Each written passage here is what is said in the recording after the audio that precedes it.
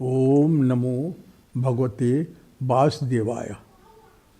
श्री महाराज जी लाल road आश्रम देवरिया से प्रवचन करते हुए यह बताया कि बच्चा सभी देवी और देवताओं को अपने से नीचे की भावना से दर्शन नहीं करना चाहिए। उन सभी में अपने इष्ट का भाव रखना चाहिए। उन्होंने यह भी बताया कि दूसरे संत एवं महात्माओं में भी अपने गुरु के स्वरूप का दर्शन करना चाहिए एवं उनको हीन भावना से न देखना चाहिए। विश्व के एक कम्युनिस्ट नेता श्री महाराज जी के दर्शन में वृंदावन आए थे। श्री महाराज जी ने उनसे पूछा, बच्चा तुम लोग परमात्मा को मानते हो? उन्होंने कहा कि नहीं। इस पर श्री महाराज जी ने पूछा कि तुम अपने दल के शरीर छोड़ चुके नेता के विग्रह के सामने जाते हो अथवा अपने राष्ट्रीय ध्वज के सामने जाने पर अपने सर को झुकाते हो? इस पर उस नेता ने कहा हाँ। श्री महाराज जी ने कहा कि बच्चा जो किसी भी प्रतीक के सामने अपना सिर झुका देता है वह नास्तिक नहीं हो सकता। लाल रोड आश्रम के पास श्री महाराज जी का कायाकल्प भवन बना हुआ है। उसे भक्तों ने बनवाया है क्योंकि उन लोगों की ऐसी भावना थी कि श्री महाराज जी अपनी कायाकल्प करेंगे, परंतु ऐसा अवसर नहीं मिला। श्री महाराज जी ने प्रयाग में गधों का भंडारा करवाया था एवं वृंदावन में कछुओं का भी भंडारा करवाया था। साथ ही अयोध्या में बंदरों का भी भंडारा करवाया था। एक बार श्री महाराज जी ने वृंदावन के मन से यह बताया कि बच्चा मेरा विमान यमुना में वृंदावन से चलकर आगरा तक गया। आगरे में मेरा विमान यमुना में परिक्रमा करने लगा। मैं उस पर खड़ा था। मैंने श्री महाराज जी से पूछा कि सरकार आपका विमान कैसा था? उस पर श्री महाराज जी ने बताया कि बच्चा केले के थंब को बांधकर मैंने अपना विमान बनाया था। काशी के संपूर्णानंद संस्कृत विश्वविद्यालय के कुलपति मेरे साथ श्री महाराज जी के दर्शन में गए थे। उन्होंने मुझसे कहा था कि मेरी दृष्टि में कुछ दोष आ गया है जिसे मुझे देखने में कठिनाई हो रही है। आप श्री महाराज जी से प्रार्थना कर दें कि वह दोष ठीक हो जाए।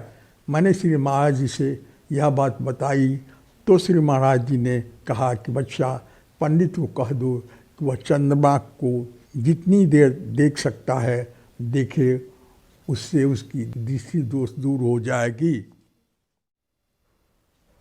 अयोध्या के सुगीर किला के पीठाधीश जगतगुरु पुरुषोत्तमाचार्य जी थे। वह श्री महाराज जी के विशेष शिष्यों में से थे।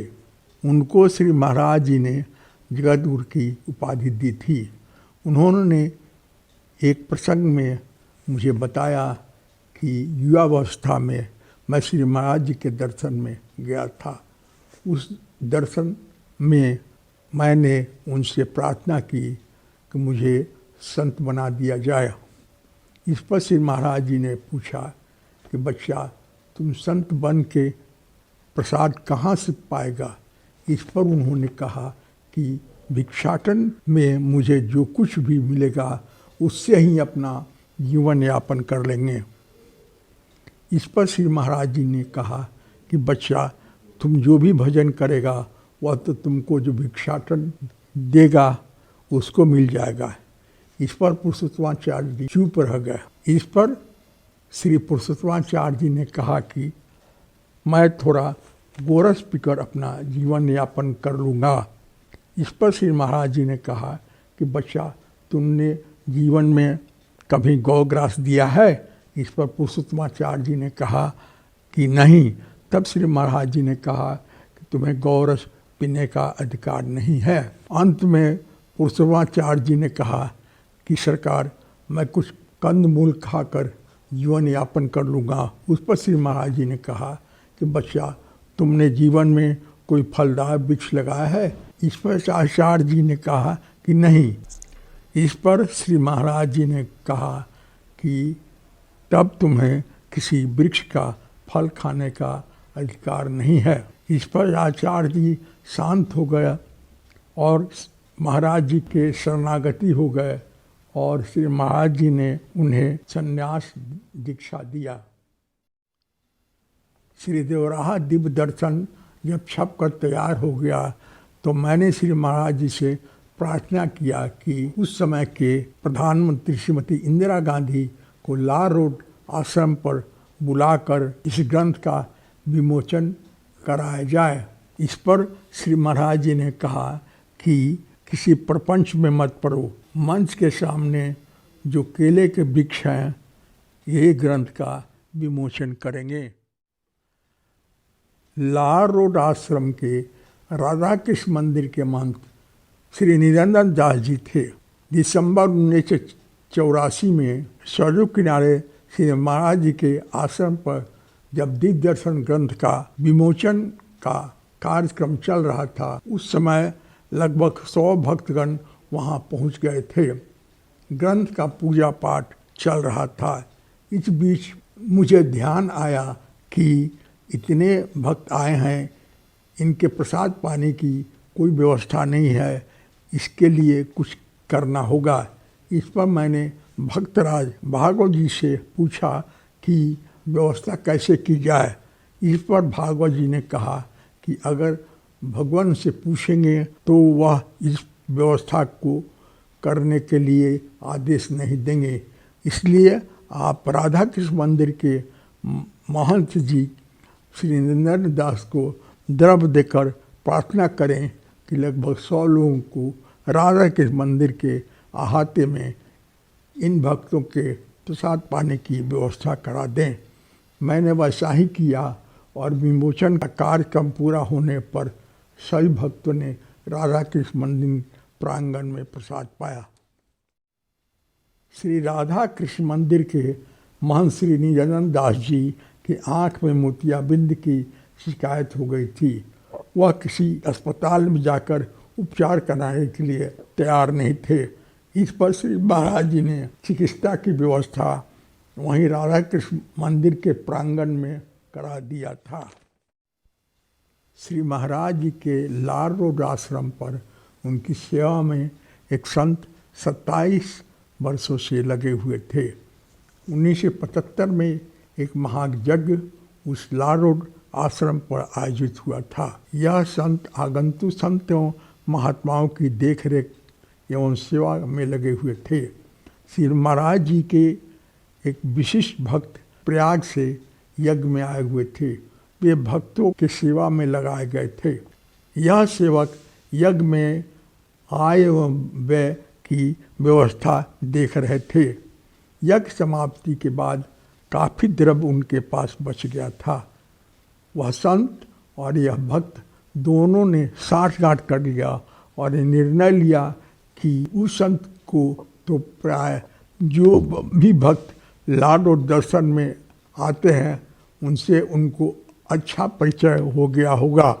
प्रयाग के भक्त ने उस संत से कहा कि आप प्रयाग चलें एवं वहाँ हम श्री महाराज जी के तरह मंच बनवा देंगे और आप उस पर विराजमान होकर श्री महाराज की तरह रहने लगेंगे। भक्तगण इस रूप से आपको देखकर दर्शन में आते रहेंगे और आपको चढ़ावा मिलता रहेगा। साथ ही इस यज्ञ में जो द्रव्य बचा है वह और चढ़ावे में आए हुए द्रव्य को हम लोग बांट लेंगे।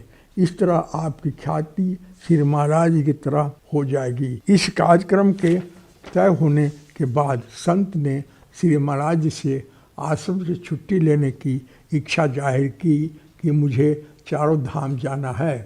श्री महाराज जी ने समझाया कि बच्चा, मेरे दाहिने पैर के अंगूठे में दही लगा के चाट लो, तुम्हारा चारों धाम हो जाएगा। परंतु संत को श्री महाराज जी बनने की एवं द्रव्य का लालच हो गया था, इसलिए उन्होंने बार बार श्री महाराज जी पर चारों धाम जाने का दबाव डालने लगे और इसके बाद श्री महाराज जी ने उनकी छुट्टी कर दी और वह प्रयाग में झूसी में मंच पर रहने लगे एवं प्रयाग का वह भक्त सेवा में लगा रहा। अंतोगत तो वह संत बहुत बुरी तरह बीमार पड़ गए और उन्हें कुछ द्रव्य भी नहीं मिला। उस भक्त ने उनके साथ छल किया। बीमारी की अवस्था में वह काशी आश्रम पा गए एवं उनका शरीर छूट गया। मैंने श्री महाराज जी से पूछा कि जो संत 26-27 वर्ष तक आपकी सेवा में रहा, उसकी ऐसी दशा क्यों हुई? इस पर श्री महाराज जी ने कहा कि बच्चा, इसमें कल्पतरु का क्या दोष है? उससे जो मांगा जाता है उसको वही मिलता है। बिहार के अंतिम थाना गुठनी में एक नया दरोगा जी पदस्थापित हुए थे।